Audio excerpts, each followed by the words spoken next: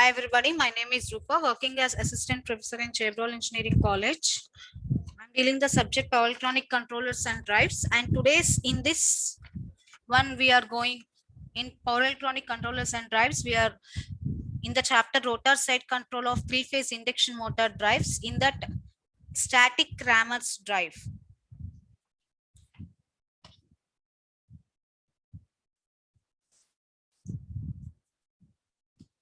Okay, before we have discussed about the static shear bus drive,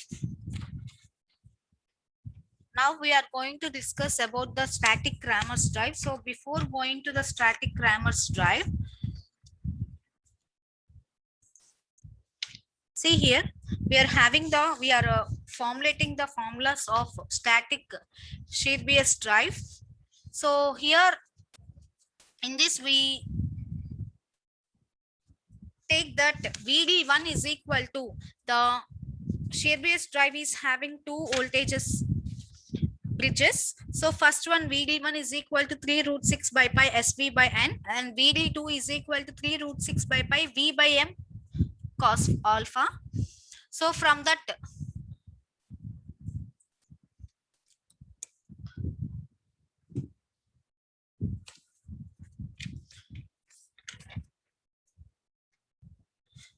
from that I can summate that VD1M is equal to N into Vs maximum.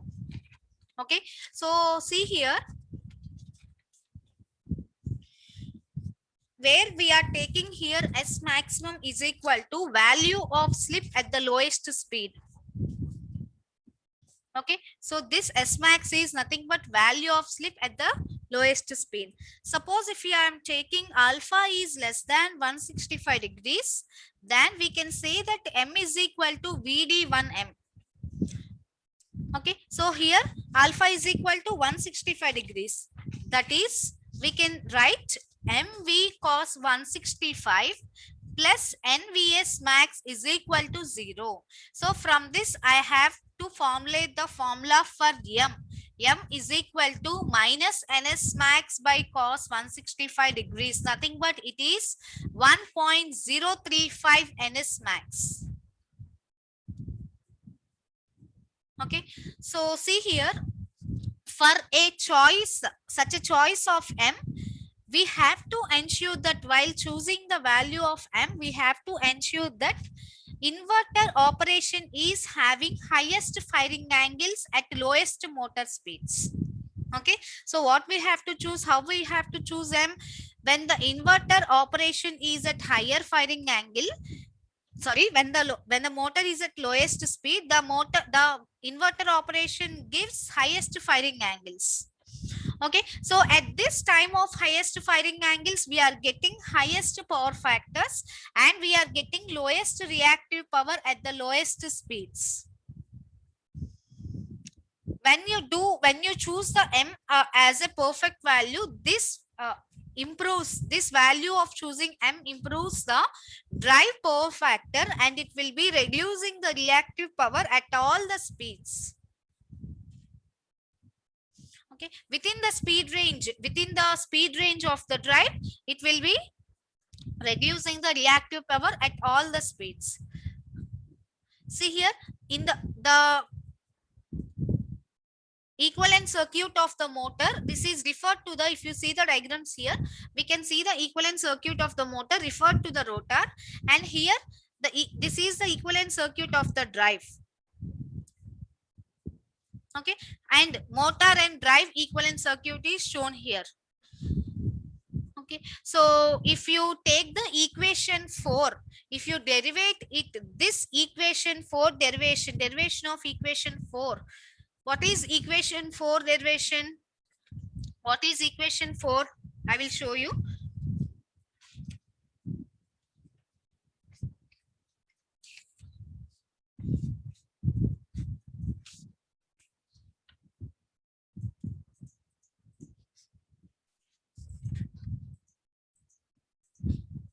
This one. PAB by 3 is equal to 0.5 R into 1 minus delta IT square, sorry, IR square. This is equation 4. I am taking as equation 4. So this derivation of equation 4, if you derive this, it shows that it is referred to the DC link. The resistance S RS dash plus RR, it will be 2 into 2 times of SRS dash plus RR. Okay, so this derivation, it becomes 2 times. This gives the approximate DC equivalent circuit of the drive. So from that equation 4, we are getting this equivalent circuit of the drive, this one. So actually S into RS dash plus RR. Okay, so 2 times it will become. So this will be giving approximate DC equivalent circuit of the drive. Okay, and from equations 7 and 8, VD1 is equal to VD2 is equal to, these are referred as 7 and 8. VD1 and VD2 are given by equations 7 and 8. Okay, so here plus RD we are taking in the circuit above equation, we are taking plus RD. Here RD is nothing but the resistance of the DC link inductors. Okay, and from the equivalent circuit, see here, equivalent circuit diagram, I am ignoring the commutation overlap in the diode bridge. Okay, so one is off, and whether it is off or not, we have to ensure, and we have to on the next one in the same leg. So this is nothing but commutation. So I am ignoring the commutation overlap in the diode bridge, and I am writing the equations. See here, ID is equal to, the current ID is equal to, diode bridge current ID is equal to VD1 plus VD2 by 2 into SRS dash plus RR plus RD. Okay, I said that RD is nothing but resistance of the DC link inductor. Okay, so we know that VD1 is equal to 3 by pi root 6 into V, and VD2 is equal to 3 by pi root 6 into V, and cos alpha you will get.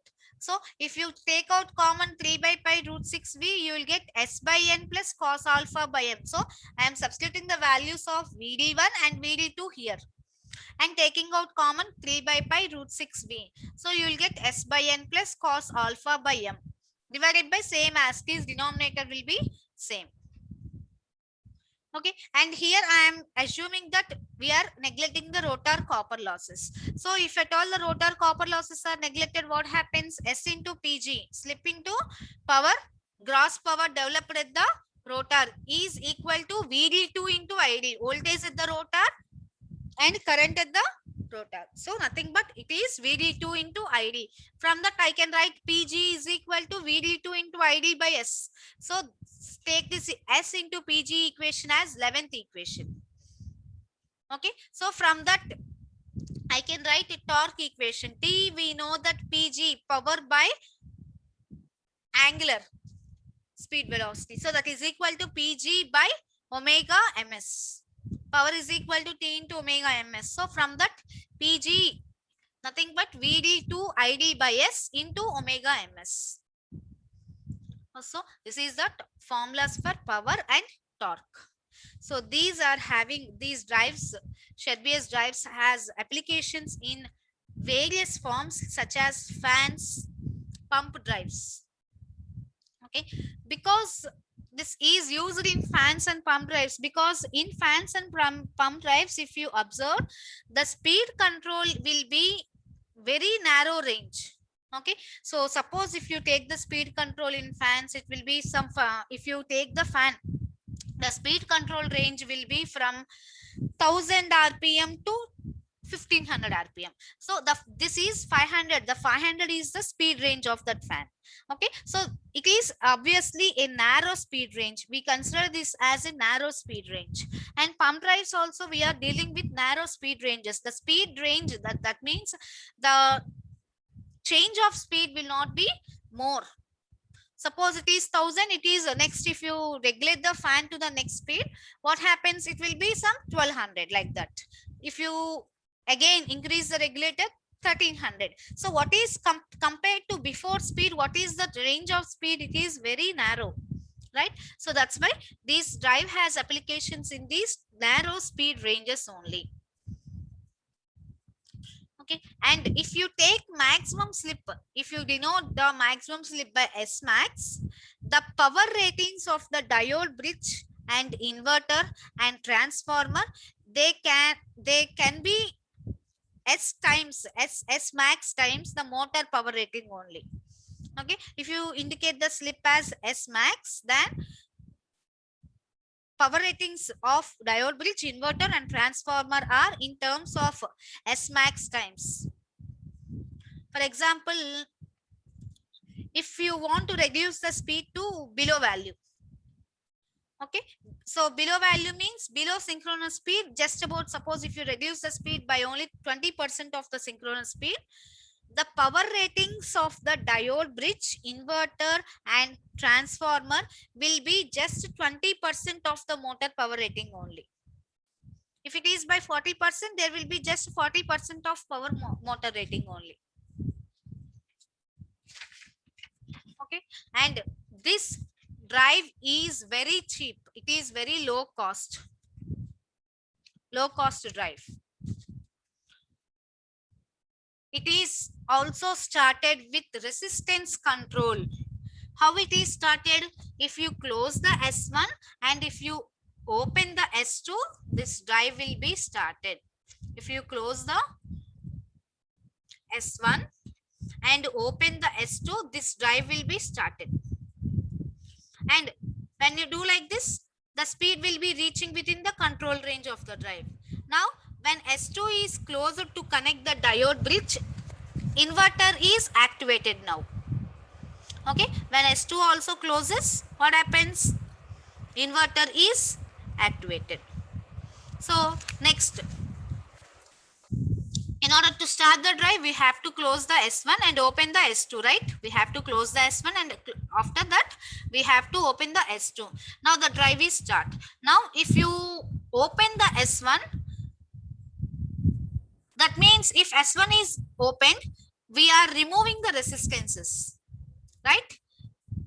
Okay, if you want to, after the drive catches its normal speed, if you want to remove the resistances, simply open S1.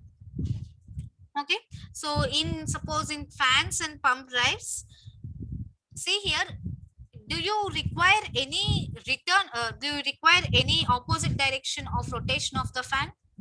No, only one direction is enough, and if you have speed control, it is enough. It works as a fan. So in mostly in fans and pump drives, there is no braking. We need not require any braking. Okay, so if you want any braking in the fans, the fluid pressure will be providing adequate braking torque itself. And to maintain the constant fluid flow with variations in pressure head and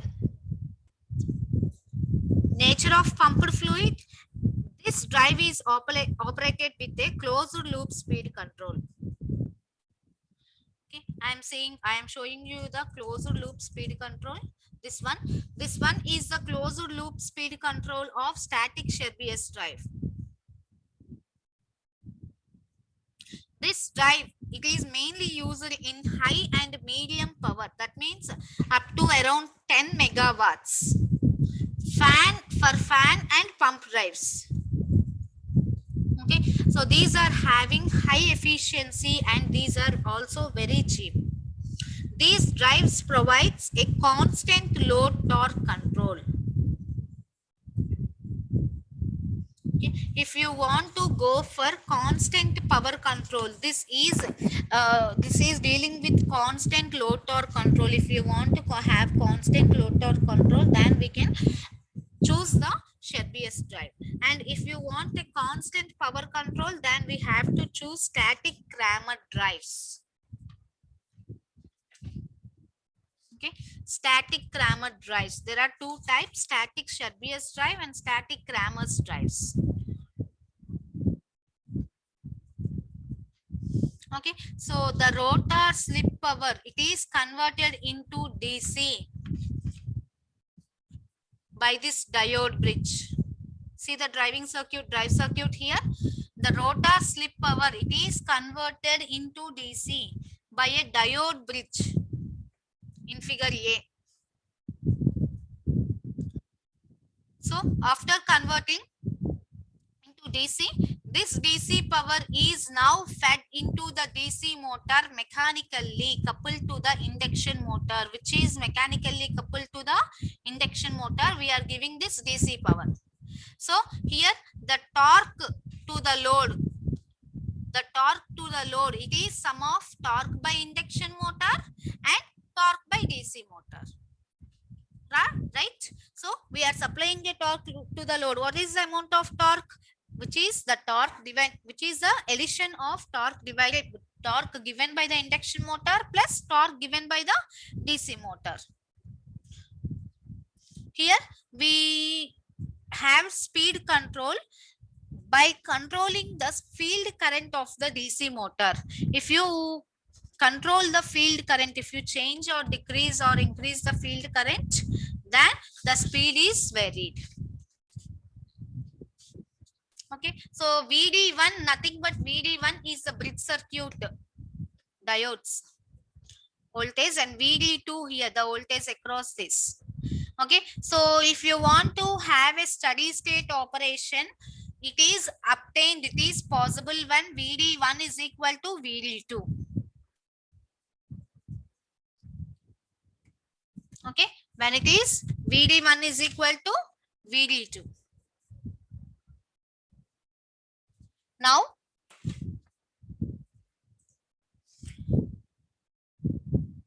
here speed control is possible from synchronous speed to half of the synchronous speed. We can go up to low value of half of the synchronous speed. Okay, and when there is a large amount of speed is required, then diode bridge is replaced by a thyristor bridge. These diodes are 6 diodes are replaced by a thyristors.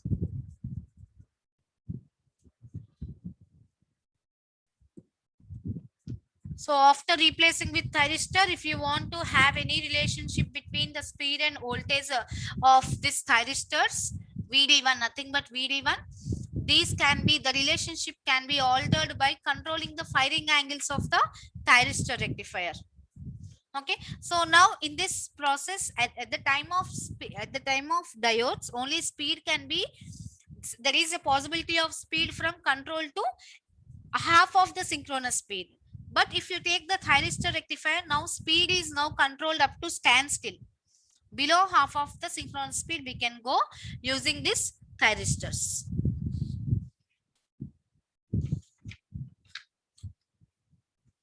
Okay, next there are only 2 small topics. Chapter will be over. Only problems will be remaining.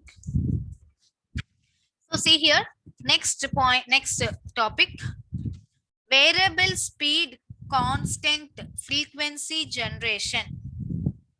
Okay, variable speed constant frequency generation. In that we are having squirrel cage induction machine and cycloconverter scheme, and second type of rotor, wound rotor induction motor and cycloconverter scheme. Okay, so for these 2 types of rotors, we are going to see the variable speed control, variable speed constant frequency generation. So this is called as VSCF, variable speed constant frequency generation. Okay, so these will be involving, this VSCF is involving generation of electrical power at fixed frequency and fixed voltage from a variable speed prime mover, which is coupled to the generator shaft. Okay, so what is the main aim? We are obtaining fixed voltage and fixed frequency. Both are fixed, but the speed, there is a variable speed from the prime mover side. So the prime mover is having variable speed and it is connected to the generator shaft. From that variable speed of the prime mover, we are getting fixed voltage and fixed frequency. Okay, can you give, you can see the example, wind generator. If you see the wind generator, this is the best example of this application. Okay, in this, speed of the rotor will be varying with velocity, pressure of wind, and power supplied to the power delivered to the supply means it is at 50 hertz and constant voltage.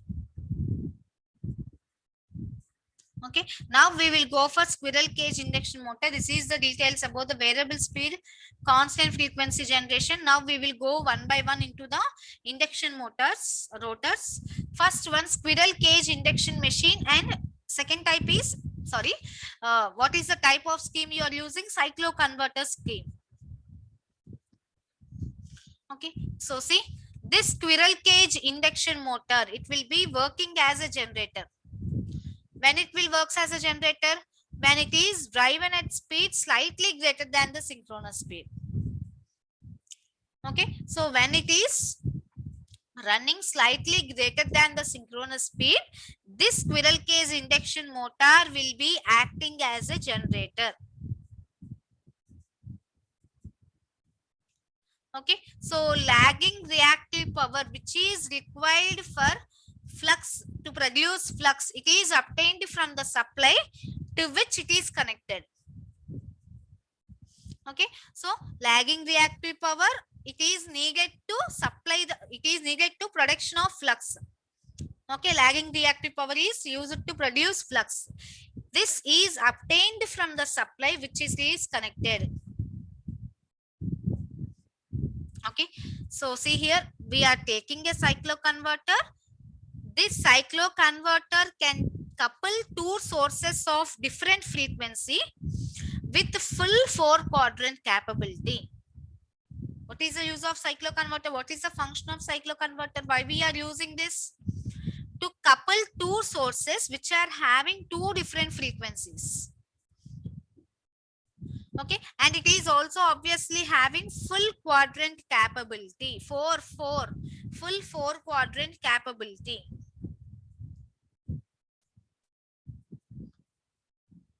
Okay, so if you change the speed of the prime mover here, see here, shaft of the variable speed prime mover, this is connected to the induction motor, squirrel cage induction motor, and after that the cycloconverter is there. See here, this speed of the prime mover will be varying. So frequency of the cycloconverter will also be varying continuously depending upon the speed of the prime mover. But synchronous speed of the machine, it is slightly less than its speed. Okay, the synchronous speed of the machine is slightly less than the synchronous speed. Now we are getting a lagging reactive power. This lagging, we require lagging reactive power for flux. Okay, so this lagging reactive power required by the machine, it is supplied by the cycloconverter. Okay, this cycloconverter will also convert frequency and variable voltage power generated by the machine to power at constant voltage and frequency. So variable voltage and frequency are changed to constant voltage and frequency by the cycloconverters. This is the first type of induction machine, squirrel cage induction machine with cycloconverter scheme. Next, we will see the other type of induction machine, that is wound rotor induction machine and cycloconverter scheme. Okay, so see here, this is the VSCF generation using wound rotor machine and the cycloconverter. Okay, and this rotor of the wound rotor motor, it is coupled to the shaft of the variable speed prime mover. This is the variable speed prime mover. Its shaft is coupled to the wound motor. This is the wound rotor machine.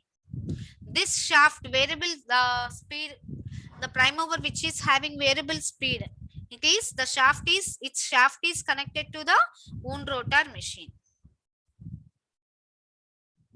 Okay, and we are taking a AC exciter which is mounted on the same shaft, and it feeds its variable frequency output through the cycloconverter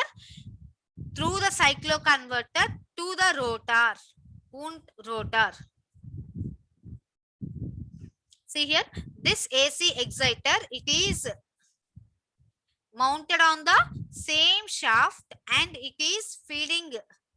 it feeds its variable frequency output to cycloconverter and to the rotor of the wound rotor machine. Okay, so this cycloconverter, what is the cycloconverter function? It controls the frequency and phase sequence of rotor supply such that what happens, speed of the produced speed, that is the speed of the field which is produced by the rotor in spaces, they remains constant at synchronous speed, and the frequency will be also remaining at 50 Hz.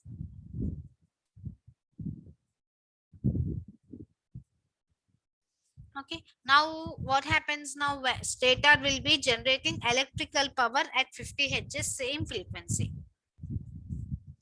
This cycloconverter, it is made to supply the rotor at constant V by F ratio. It makes the supply of the rotor to constant V by F ratio. Here in this static Ramus drives, we can say that flux and stator output voltage will be constant. Flux will not change, or stator output voltage will not change. They will be constant.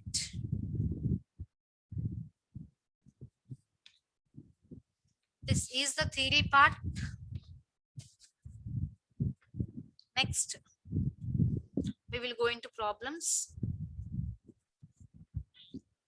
So see here, first problem, a 3-phase 400 volts 6-pole 50 Hz delta connected slip ring induction motor. It has a rotor resistance of 0.2 ohms and it is having leakage resistance of 1 ohm per phase. These all values are referred to the stator.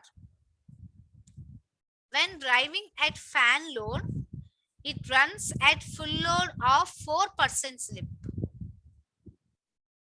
What resistance must be increased in the rotor circuit to obtain a speed of 850 RPM? Okay, and we are neglecting stator impedance and magnetization branches. Stator to rotor's turn ratio is 2.2. So the turns ratio is taken 2.2. To see here the turn ratio, once you observe, it is given stator to rotor. Okay, if you want, we can change it from rotor to stator. Okay, so see here the given data.